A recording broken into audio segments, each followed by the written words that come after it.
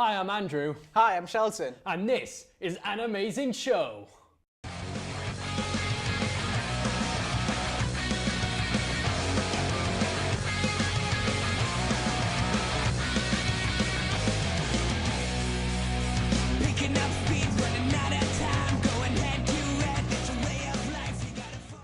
In today's show, we'll be looking into Animecom, Teesside Animation and Comic Society, and we'll be interviewing each of its members.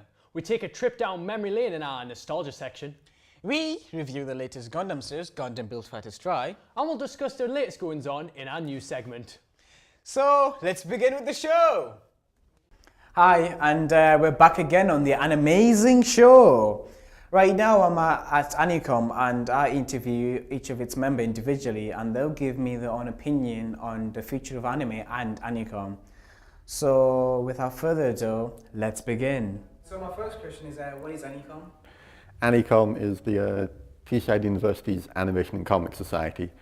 It's essentially just a collection of like geeks and that are interested in animation and comics and nerdy things. It's a way for us to socialise and meet together with us. Definitely developing in terms of different ideas for stories and stuff like that. Like it's no longer just people fighting like unachievable heights and stuff like that. It can also have like typical movie things, so like romance and comedy and all of this sort of thing. What do you think is the future of anime in your opinion? Is it changing? Is it developing? Anything like that? Well, yeah, it's changing all the time. Like, if you look at an anime that was made, say, in the 80s and compare it to something that was made just last year, for example, the styles, the general style has changed massively. Yeah, there's definitely a change, especially with like plots as well. You see, like, compared to 80s, 90s anime, today you have like more complex plots and more like there's deeper meanings behind like the storylines and stuff, and it can be quite dark as well. So, did you enjoy it? Yeah, I enjoyed it too. That was Animecom right now, and everyone you just saw there was a fellow member of Animecom and anime fan. Right now, we have Andy back in the studio interviewing one of its members called Peter. So, enjoy that. See you later.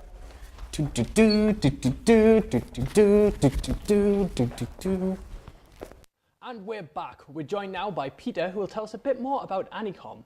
So, Peter, what is it about Animecom that makes you go there? Well, I've always been a fan of animation ever since I was very young. I used to watch all animated films, be it Disney or DreamWorks or what have you.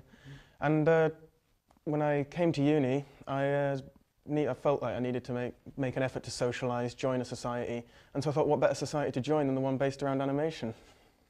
Well, of course. Like, what is it about? Like, is it just Western animation, or is it just a bit more?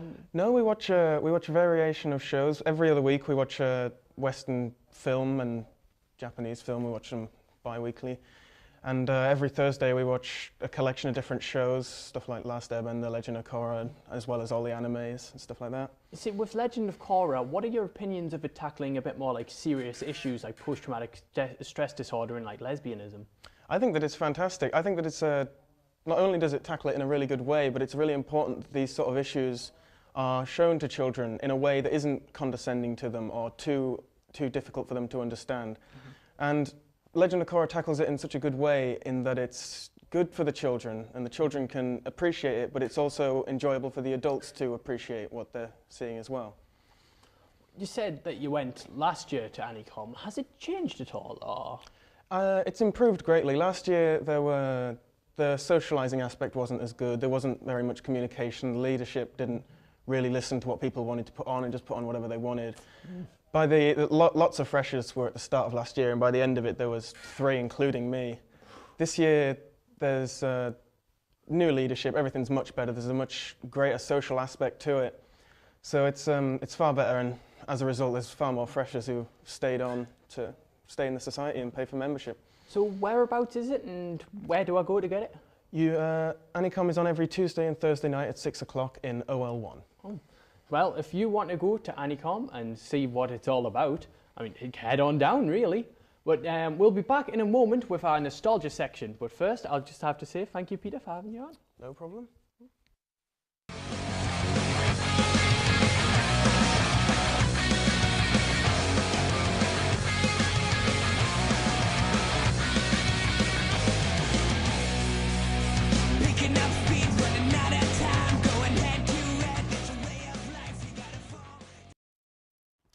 Welcome to the Nostalgia Corner, our look back at some of the shows that really shaped our childhoods and what they really mean to us. That's right, Shelton, and today we'll be reminiscing about the best shows we all watched as kids. So, Andrew, what would you say was a defining show growing up? Well, me, like I'm sure many others, would say they absolutely adored Pokemon growing up. Really? So, what was it about Pokemon you liked so much about it? It was truly like Ash's never give up attitude, and you never knew if he was going to win or not, but you watched anyway because you'd never give up. Yeah. I mean, it helped a lot of kids through exams, it helped me through my school life. It's just a mantra, just keep achieving your dreams eventually. I mean, you mentioned that kids nowadays are being able to watch Ash, Pokemon. But what are your thoughts on shows like Digimon and Beyblade and Yu-Gi-Oh? Always have to be rebooted with new characters, new plots, new theme song. It's just not the same thing as I watched it. Well, it's still got the same heart to it. It's still the same thing. It's just I can watch Yu-Gi-Oh! Zale thanks to my mum being a childminder.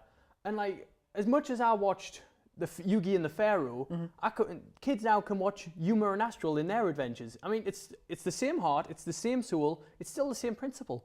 Yeah, but I mean, in my own personal opinion, I think they should give way for new things. I mean, who wants to keep watching the same shows constantly rehashed until they just flat out runs of ideas?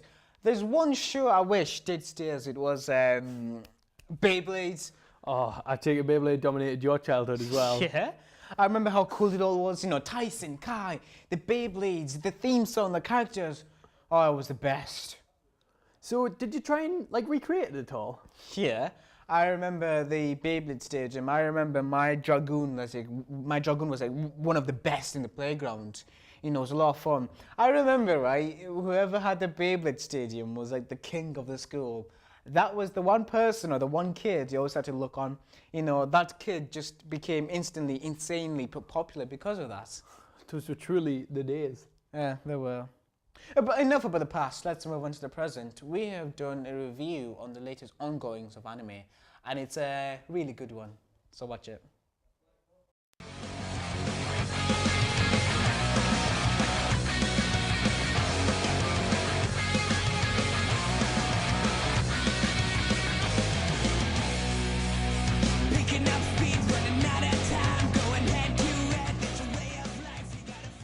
Gundam Build Fighters Try is the latest in the ever-popular Gundam series and sequel series to last year's smash hit Build Fighters. For those who've not lived under a rock for the past 30 years and have never even heard of Gundam, what it basically boils down to is really fucking awesome robots beating the shit out of each other. And Gunpla is the plastic models you can buy in real life to build and recreate your favourite mecha from the show. Gundam Build Fighters proved last fall that taking a more down-to-earth approach to the series and following with these kids fighting and building with these models can more than work. And in my own personal opinion, eclipses the more mainline Gundam series. So, following much of the same beats as its predecessor, but with a fresh new cast, Build Fighters Try follows three unlikely friends. The rash martial-obsessed Sekai Kamiki, Gundam-obsessed Fumina Hoshino, and the cold-collected Gunpla builder Yuma Kosaka, brother of last series' China, as they form a team to try, see, it's a genius title, and win the Gunpla Build Championship World Tournament. Whoa, that's a mouthful. It's a nice basic story, and it doesn't pretend to be anything. It's not. Episodes are essentially split into two. The first half centers around our main trio, which is 1/3 slice of life, 1/3 comedy, and 1/3 romantic shipping feel. And it does add a bit of variety to the proceedings, and it's a lot of fun. But unfortunately, the animation quality is not the best. But that's because the budget goes on the latter half of the episodes, and it's here that the show truly shines. The epic fight scenes, the clashing of mecha in multiple terrain with smart strategy and awesome moments galore. They look beautiful, they feel intense, and they're incredibly replayable. That's the thing about Build First Try though, everything is paced nicely and episodes can be watched again and again and again. It's just all one crazy thrill ride you need to see to believe.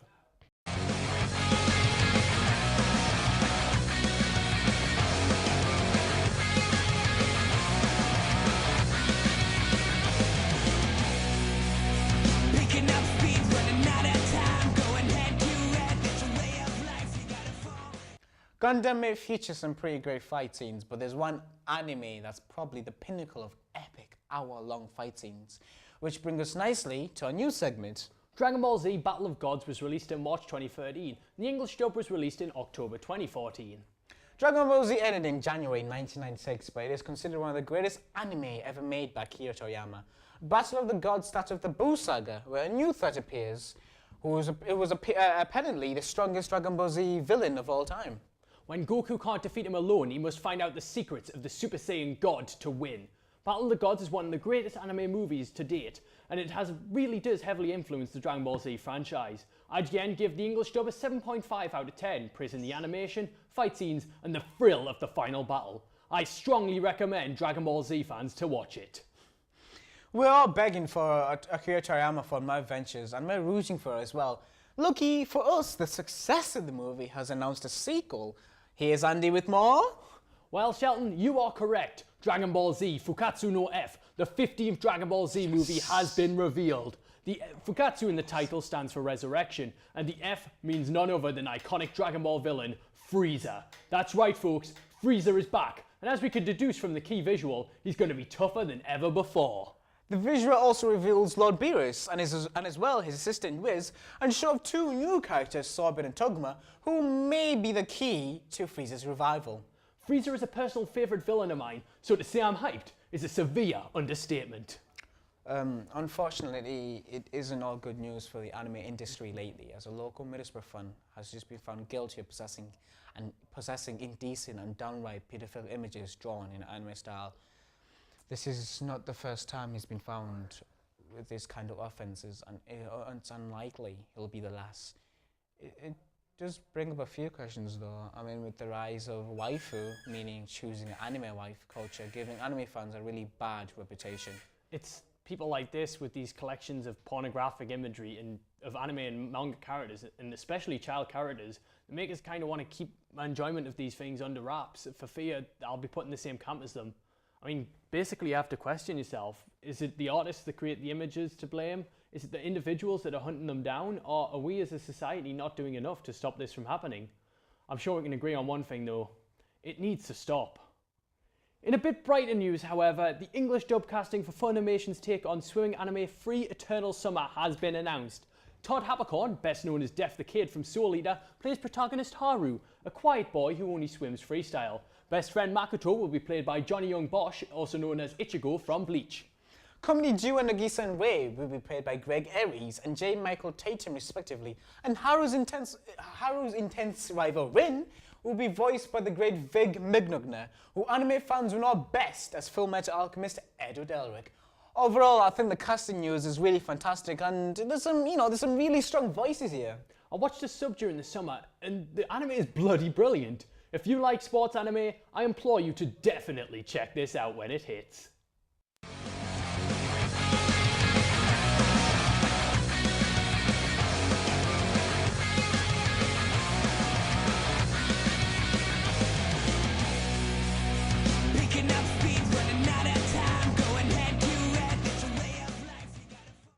Well, it appears that's all we have time for, but it's been a bit of a creative ride, hasn't it? It has, and as much as we'd love to continue, it's become time for us to say goodbye. That's right, but be sure to tune in next time for more great discussion, features and news. But until then, it's cheerio from me. It's goodbye from me. And farewell from everyone in the studio. See you next time.